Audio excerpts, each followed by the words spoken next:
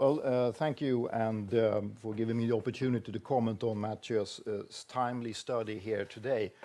And before I begin using up my allotted time, I'd also like to say that as I come from a Swedish from the Swedish Defense Research Agency, which is a civilian government agency under the Ministry of Defense, I speak here today in a personal capacity. And I'm going to limit myself to some short introductory remarks, and we can develop further discussions in the discussions and questions part of the seminar here. So the Arctic is rapidly changing, as we see, into something new. And I think it's fair to see that what we will be facing is a completely new Arctic that is emerging here.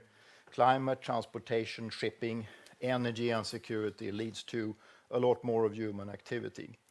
And the end result is hard to foresee, since the interaction between these different factors could either cancel each other out or they could reinforce each other in ways which are very hard to foresee. So we can see completely unexpected situations here.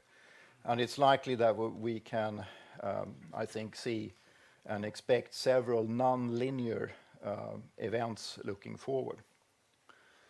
The focus here today is Arctic hard security, and Mattias' study and report here, I think, is very timely. Much more attention is in the past 2 years being paid to the Arctic region in the analytic community, and it's only just since the geostrategic dynamic is very clearly seen there.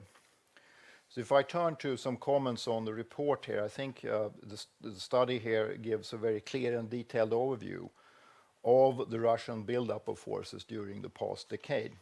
And it provides a comprehensive picture of what is actually up there, and also of Russian developments and what trajectory we can expect in the future. And this is really useful and provides a good baseline from where we can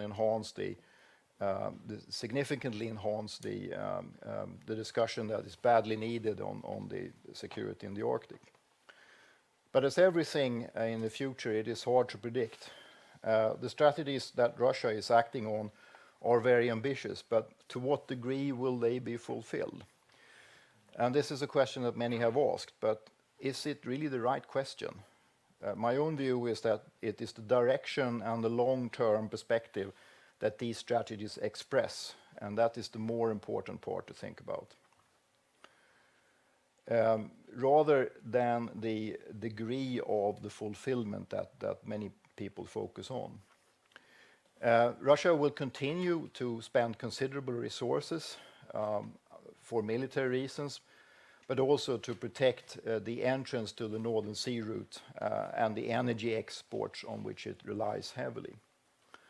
I think it's also interesting to see how the reactions among the Western powers have met this Russian build-up in the north, and Matthew was mentioning this as well.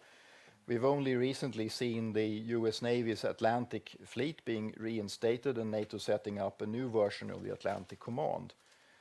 Several of the nations around the North Atlantic facing the Arctic region have begun to address their defense capabilities. Still, it remains to be seen how the organizational and command and control arrangements will be resourced further on. So further, I think it's also interesting to study how the Nordic nations react.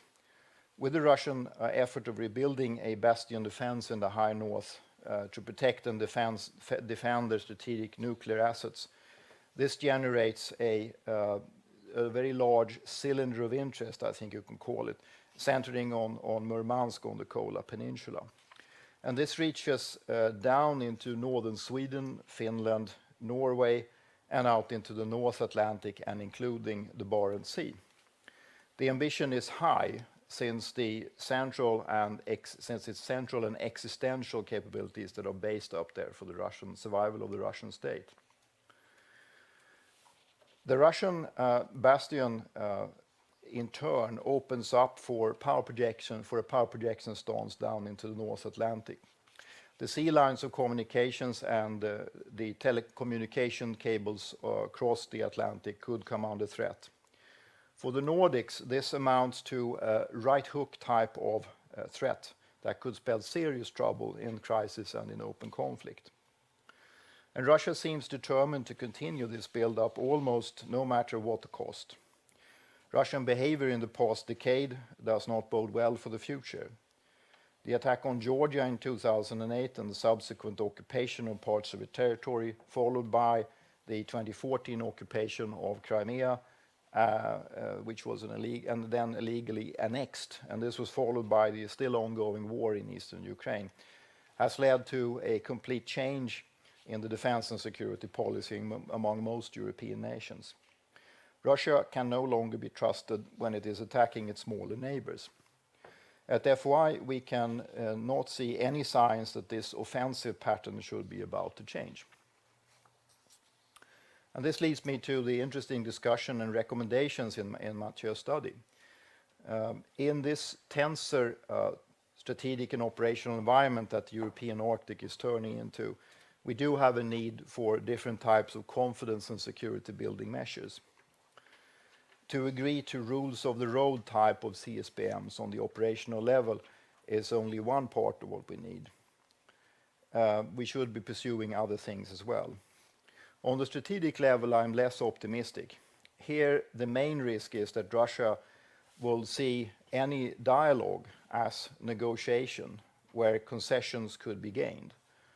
These concessions could then be pocketed and negotiation will start from a new level. What would then have been gained? Not much, in my view. That said, we do have several fora that could still be used for coordinated dialogue. However difficult this is, the Arctic Security Forces Roundtable, the Arctic Council, NORDEFCO, the Arctic Coast Guard Forum, and there are probably others we should think of to be used, and others that we haven't yet invented that needs to be used. So to conclude, for the European Arctic, more hard security measures are needed to form a basis for a better balance between deterrence and dialogue here. We have entered, indeed, a more dangerous period in European security affairs, not only due to Russian behavior, but that is perhaps for another seminar. So, thank you. Thank you.